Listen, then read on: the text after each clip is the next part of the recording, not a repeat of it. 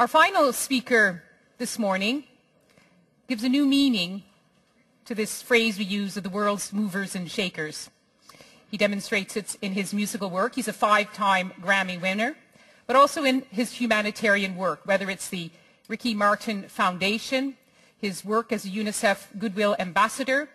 In the State Department's report in 2005 on human trafficking, he was named an international hero. And when he got those things we sometimes see in the Hollywood media, the Hollywood star of fame, he got his star, not just for his music, but also for his humanitarian work. We're very pleased today to have Ricky Martin.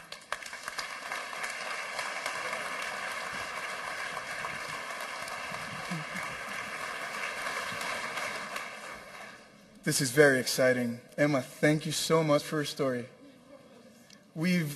Well, in this journey, I've heard many of those stories. And ladies and gentlemen, now you have a problem. You have a very big problem because now you know what's going on. And if you don't do something about it, you're allowing it to happen. As simple as that. We need power. We need strength. We need energy like this. We need events like this more often. Right here, I have a couple of pages that I'm going to read. This is my story, and I hope you understand where I come from. Yes, I've been singing since I'm 12 years old, and I realized since I started working with my foundation that music was only an excuse to talk to people about this travesty. As a musician, as an activist, and a universal citizen, I want to thank the United Nations Global Initiative to Human Trafficking for allowing the Ricky Martin Foundation to share our commitment to end this horrible crime. Since this modern-day form of slavery has no geographical boundaries, a truly international reach of this unprecedented form is essential to combat this global nightmare. My commitment towards this cause was born from a very humbling experience. On my 2002 trip to India, I witnessed the horror of human trafficking as we rescued 3 little girls from the streets of Calcutta. Saving these girls was definitely an awakening. Like I said, once I knew about this, I couldn't stay quiet. I educated myself about what was going on. I realized that it goes on all over the world every day. Stories like that are happening right now in every country, thousands of times.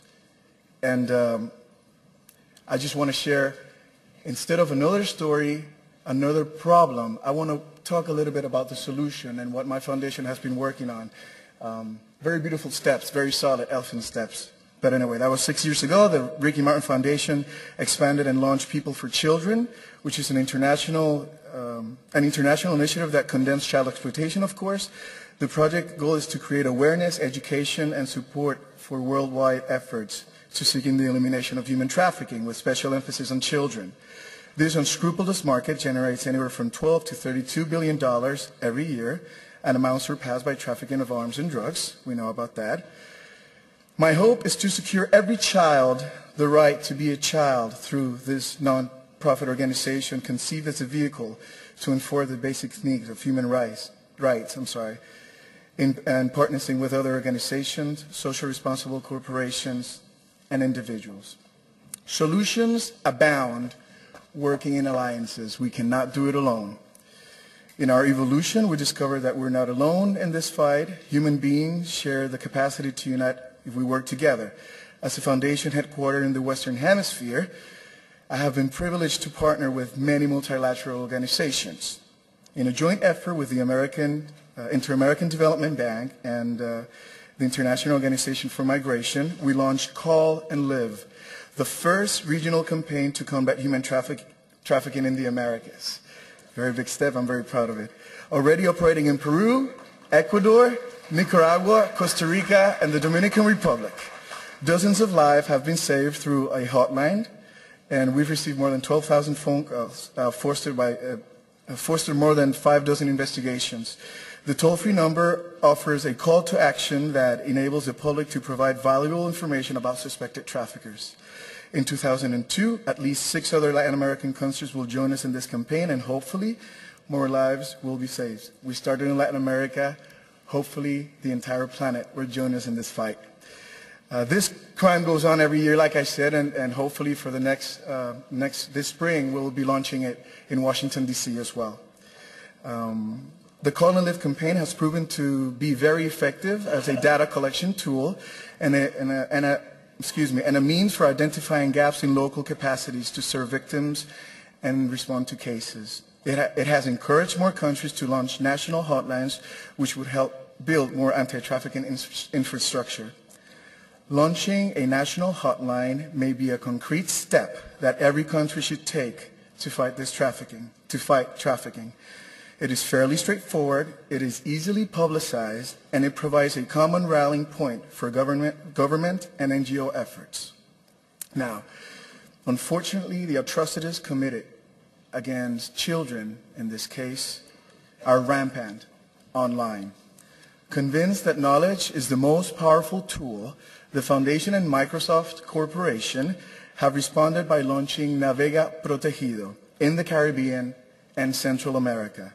This online child safety campaign consists of a website with video and other educational material that provide teachers, students, and parents tools to protect children from the dangers of the internet, such as pornography and sexual predators.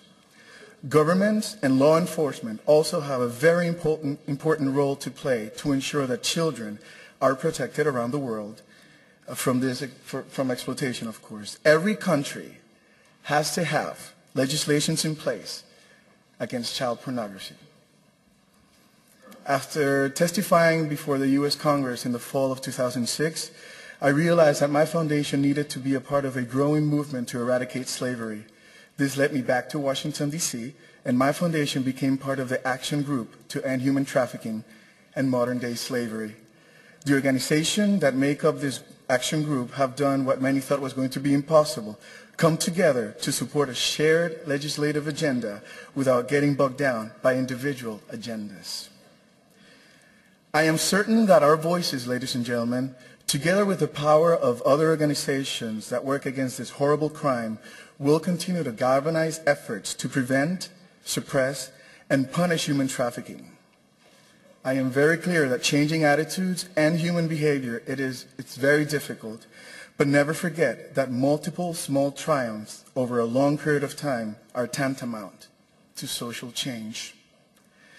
As a foundation that supports the objectives of this very beautiful forum, which aims to put this crime on a global agenda, be certain that we will continue to tell the world that human trafficking exists. We will keep educating the masses.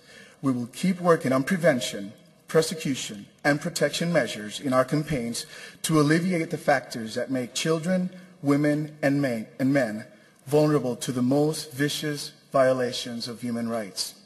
Human trafficking has no place in our world today, and my slogan is, react. It's time. Ladies and gentlemen, let's react. It's time. I beg you, please. This must not go on. Thank you very much.